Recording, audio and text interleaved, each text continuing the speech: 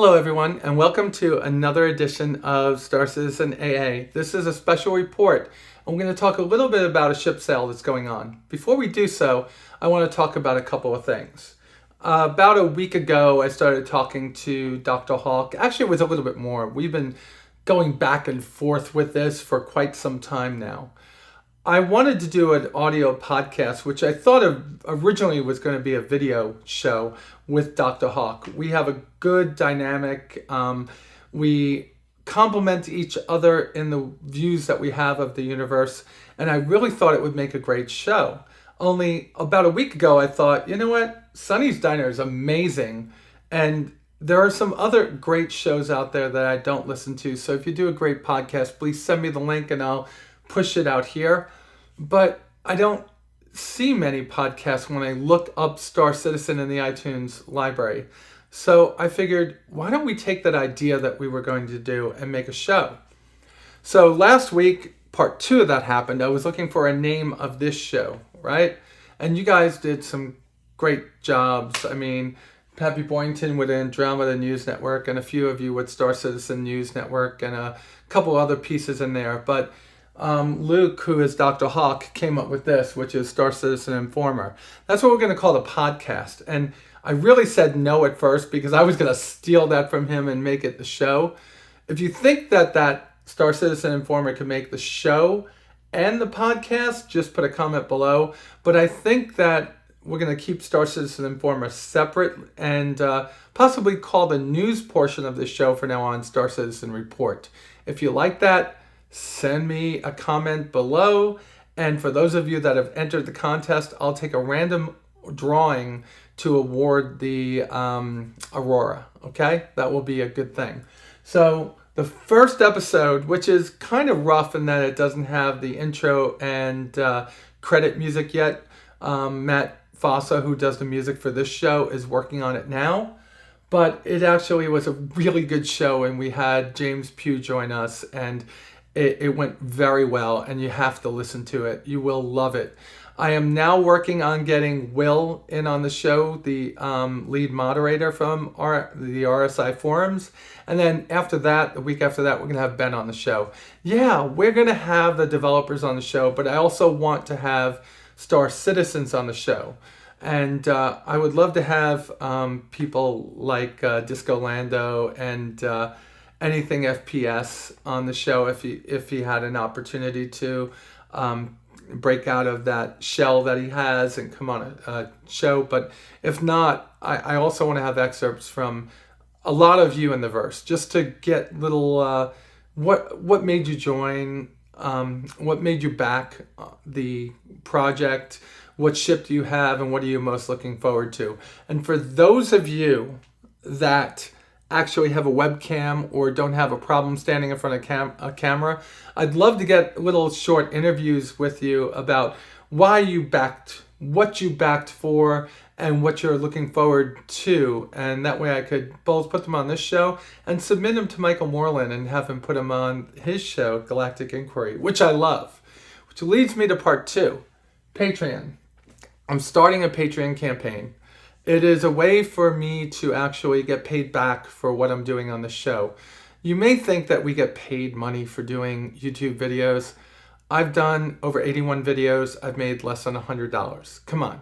My camera, which you helped me buy, cost more than that. But there's a lot of other things I bought with my own money, like the green screen equipment, the microphone, the lights, the paint to paint the wall, and not to mention the 30 to 40 hours a week it takes me to put together all the shows that I do. Patreon, which I'm going to have somewhere up on the screen up here right now, will be the link to it. I'm starting my campaign and I'm trying to come up with rewards to give you for meeting certain goals. But right now, if you feel like helping out the show, that's a great way to do it. There's many ways to get involved with it. You can pledge per show with a maximum allotment per month. You could put a fixed dollar amount in there, or there's many different ways to do it. I'm just trying to make this not be a drain on me. The URLs cost money for both Star Citizen AA and Star Citizen Informer. The bandwidth cost money. The camera cost money. The time takes me away from my kids. If you feel like helping out, Patreon is a great way to do it. And it will keep me from having to beg for donations for things like this. The desk, which I said, you know what? Just freaking buy it, right? So going into that piece now, which is the third piece, that desk is going to be a console. And my idea is to put it in front of that window over there. And that's where I'll be doing the news. And it will be coming live from my Retaliator, the dedicated. I'm going to paint that and alter it to look kind of like a console that you would see on a ship, and have my iPad laid into a piece that I build so that way I could look down and see what I'm talking about instead of holding it, and sit at the desk and talk to you guys about what's going on in the Star Citizen universe, and occasionally in this game over here, Elite Dangerous. Okay? So now let's get down and dirty and talk about what we came here to talk about. There's another blanking ship sale. Yes. Not just a ship sale, but also dog tags. Well, I can't even talk about that because, snap your fingers, they were gone. So let's talk about the ship sale first, okay? A few months back, one of the stretch goals Chris Roberts threw out there to us that they would build another fighter. We met that stretch goal, and it turned out to be the Gladius. And again, there's another fighter that's being built without a stretch goal, which is the F8 Lightning. And there's even more things that are being built without a stretch goal right now. But people really like this ship, the Gladius, which I've seen yes and no votes for it. I really like it. I know a lot of you are looking for much more futuristic looking fighters, something like the Vipers from Battlestar Galactica, or the X-Wing or Y-Wing. Wow, that's not that good. Wipe that one out. Or A-Wing, right? But I really like the Gladius, okay? It's a hot looking ship to me. And it fits within the universe that we have now, and we can start doing things that are a little bit more modern looking after this.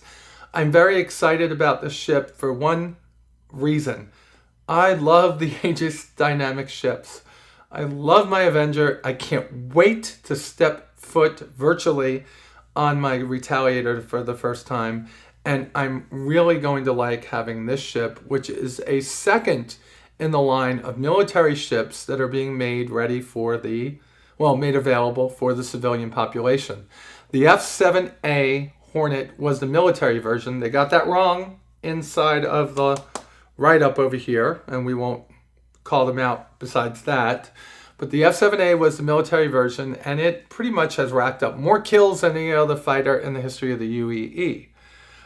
It's been around for a while, and it's starting to replace even the older ships like the Gladius that are in the reserves. And with that being done, they're retrofitting those ships because the program for the F7C worked so well in getting ships into the hands of civilians that were in the outlying regions of UEE space that could then man militias and hold back the pirates and the Vandul and other enemies that we have, that they decided to let the Gladius fighters that were being decommissioned be totally civilianized, and thus be able to carry jump drives and civilianized weapons and give them to people like us, the civilians in the UEE space, to be able to protect and, well, fight each other in Arena Commander.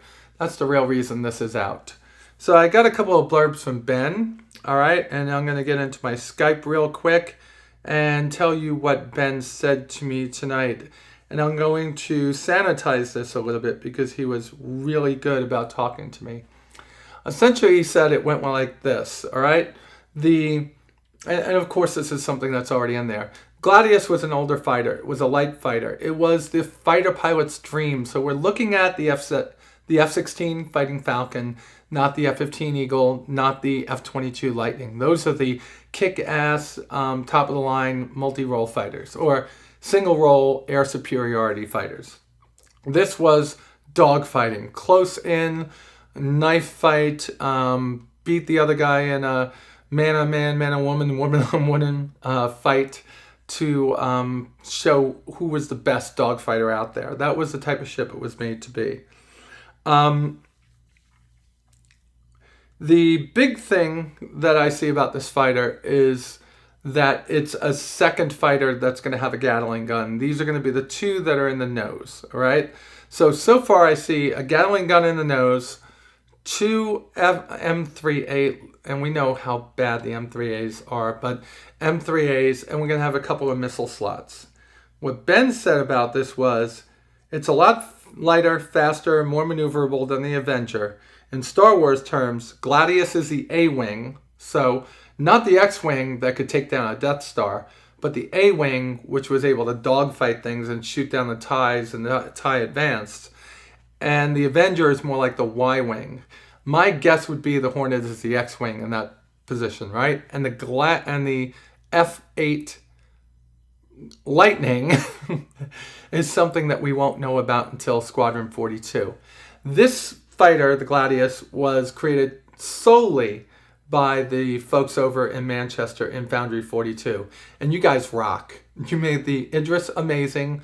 The Gladiator, the Retaliator, this ship, and other ones we don't know about are all in your care. And if the Idris and this are showing what you guys could get done, I'm sure the next few ships that we talk about are going to be amazing. So the Gladius is available until next week for $80 US, okay? That puts it in the hands of a lot of people, all right? The F7C militarized version of the civilian ship was about 180, and the F7C was about 150 to 165. This being half the price is going to be a way to get a military ship into the hands of more people. So in terms of being inside of Arena Commander, if you want something that's more military, that's not an Aurora, not a luxury BMW-like ship, this is going to be the one for you. And it's available for a week. Get out there and buy it now. With that said, there's a lot more ships coming our way. If you don't like the looks of this ship, and if you don't, I understand, but I really, really, really like it. And just the fact that it's Aegis Dynamics and I can fit this inside of an Idris, Captain Gloom, I'm putting this in your ship, is exciting to me. All right? So I'm going to talk about Star Citizen Informer one more time. Will's on my next show. I'm setting up Ben for a show after that. I'm going to have Sandy on SCAA, which might be called Star Citizen Report if you guys vote on it. And then I don't know what I'm going to do from there on. All right? If you want to be on my show or you want to be a backer guest on Star Citizen Informer, please, for the time being, send all emails to theaddictedgamer@gmail.com. In the subject field, please be distinct on what you're talking about. All right? Last thing, we have, I'm not calling out the winner of the calendar today, but I'm opening up the jukebox today. I have the two jukeboxes. Comment in this one below that you want the second jukebox that I have, and I will give that away on the show after next. On the next show, I'll give away the calendar I promised in the last show. And, oh God, what else do I have to talk about? I guess that's almost done. So we talked about Star Citizen Informer, me and Dr. Hawk and I, he's awesome. We talked about Patreon, and I've got a Patreon campaign. Wes has a Patreon campaign, and he's awesome with the whole truth. Dr. Hawk, who does the oldest Star Citizen-based program, Star Citizen FM, he has a campaign. And of course, Galactic Inquiry. How did I forget Galactic Inquiry? Michael Moreland is back, and I know I've talked about this briefly. He's doing a wonderful show on Fridays that brings back that feeling of Wingman's Hangar. I'm sure you will love his show. Here's the link to it. You need to watch it. Go out to Patreon and pledge for it if you can. I will tell you pledge for his show before mine. Why? Because I'm humble and I think he's awesome and I want to watch his show. But if you still have a few pennies left after pledging for him, please pledge for me because I've got cats to feed. And I don't want to have to eat them. I want to feed them. Bye, baby. Oh, by the way, this one is called The Other Cat by some people. I call him Bullet because he's really fast. I'm putting Bullet down now. All right. So I will talk to you all very soon. I'm putting up another Elite Dangerous video this weekend. Why? Because I'm liking that game. I've been doing a lot of trading in that game and moving myself up, but this is a Star Citizen game, so what's next for this show?